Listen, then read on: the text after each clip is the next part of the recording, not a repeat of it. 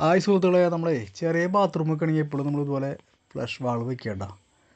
Flush valve വെച്ച് വാൾമണ്ട് closet വെക്കുകയാണെങ്കിൽ നമുക്ക് വൺ പീസിൻ്റെ ഏകദേശം റേറ്റിന് ഇതുപോലെ ഫ്ലഷ് വാൾവും വാൾമണ്ട് ക്ലോസറ്റും നല്ല ബ്രാൻഡഡ്, ഇതിപ്പോൾ ജാഗറിൻ്റെ ബ്രാൻഡഡ് വെക്കാൻ പറ്റും. അപ്പോൾ ഏകദേശം വൺ പീസ് വെക്കണ റേറ്റേ വരുള്ളൂ. സ്ഥലം നമുക്ക് വളരെയധികം ലാഭിക്കാൻ പറ്റും.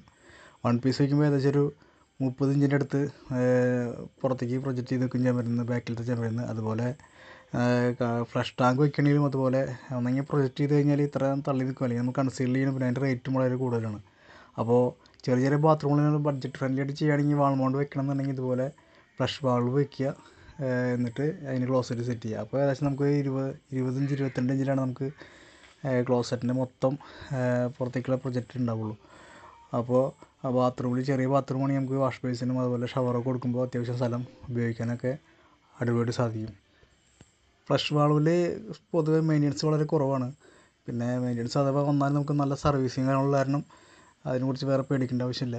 അതുപോലെ തന്നെ നമുക്ക് വെള്ളം ഫ്ലഷ് വാൾവിലാണെങ്കിൽ നമുക്ക് വെള്ളം എത്ര വേണമെങ്കിൽ അഡ്ജസ്റ്റ് ചെയ്യാൻ പറ്റും. നമുക്ക് റേറ്റിൻ്റെ നോബ് റൈറ്റിലേക്കും ലെഫ്റ്റിലേക്കും തിരിച്ചാൽ വെള്ളം കൂട്ടാനും അതുപോലെ തന്നെ കുറയ്ക്കാനും ഫുള്ളായിട്ട് ഓഫ് ചെയ്ത് വെക്കാനും പറ്റും. ഓഫ് ചെയ്ത് വെച്ചാൽ നമുക്ക് ഫ്ലഷ് ചെയ്ത് കഴിഞ്ഞാൽ അമർത്തി കഴിഞ്ഞാൽ വെള്ളം വരില്ല, അങ്ങനെ നമുക്ക് അടച്ചിടാനും പറ്റും. അതുപോലെ നമ്മുടെ ബാത്റൂമിൻ്റെ അടിഭാഗം എപ്പോഴും നല്ല ക്ലീൻ ആയിട്ടിരിക്കും. കാരണം ക്ലോസറ്റ് ഏകദേശം 2 ഇഞ്ചിൻ്റെ മേലെ ഹൈറ്റിൽ ചേമ്പറിന്മേൽ ഇരിക്കുന്നുണ്ടാവും. അതുപോലെ ചെളി അങ്ങനത്തെ പ്രശ്നങ്ങളൊന്നും വരില്ല. ഈ വാൾ മൗണ്ട് ക്ലോസറ്റ് വെച്ചാലുള്ള ഒരു ഏറ്റവും നല്ല ഉപകാരമാണ് കേട്ടോ അത്.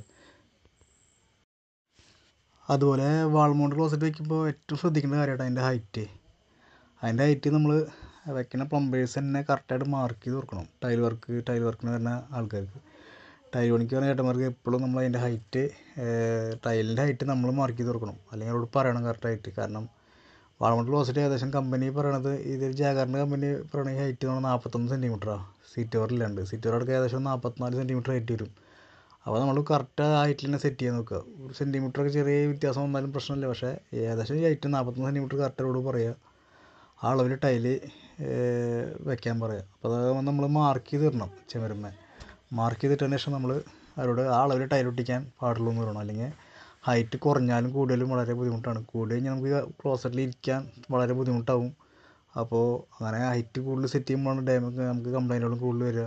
കയറി ഇരിക്കുമ്പോഴും അത് ചേമ്പരമ്മ ബോൾട്ട് ചെയ്ത് നിർത്തുന്ന കാരണം അത് വളരെ ബുദ്ധിമുട്ടാണ്. അതുപോലെ ഹൈറ്റ് നന്നായി കുറഞ്ഞ് കഴിഞ്ഞാൽ ക്ലോസറ്റ് വെക്കാൻ പറ്റില്ല, അടി തട്ടും, ക്ലോസറ്റ് കയറില്ല. അങ്ങനത്തെ പ്രശ്നങ്ങളുള്ള കാരണം വാൾ മൗണ്ട് ക്ലോസറ്റ് സെറ്റ് ചെയ്യുമ്പോൾ നമ്മളെപ്പോഴും ഹൈറ്റ് ഒരു പ്രധാന ഘടകമാണ് കേട്ടോ.